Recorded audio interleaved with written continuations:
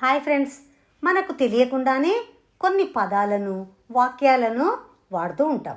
అలాంటి వాటిలో ఏ ప్రార్థన చివరిలోనైనా కానీ మనం ఓం శాంతి శాంతి శాంతి అని వాడుతూ ఉంటాం.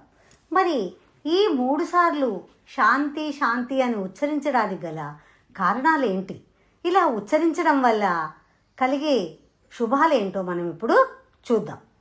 మరి ఓం శాంతి, మొదటిసారి శాంతి అనగానే మనకి మన వారికి దుఃఖ బాధలు తొలగాలని, రెండవసారి శాంతి అనగానే మన చుట్టూ ఉన్నటువంటి సమస్త ప్రాణికోటి కూడా సుఖంగా ఉండాలని, మూడవసారి శాంతి అనగానే ప్రకృతి పరంగా గ్రహాల పరంగా ఏ ఉపద్రవాలు భూమండలాన్ని తాకవద్దని కోరుకోవడం.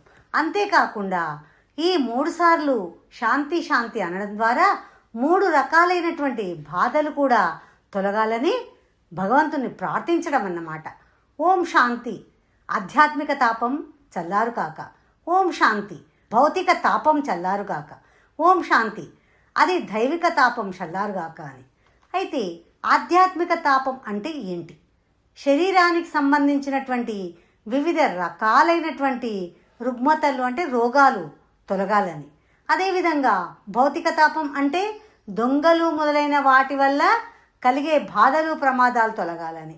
అది దైవిక తాపం అంటే దైవ వశం వల్ల కలిగే బాధలు, యక్షులు రాక్షసులు మొదలైన వారి వల్ల కలిగే ఊహకు కూడా అందని బాధలు ప్రమాదాలు మొదలైనవి తొలగాలని ప్రార్థించడం అన్నమాట.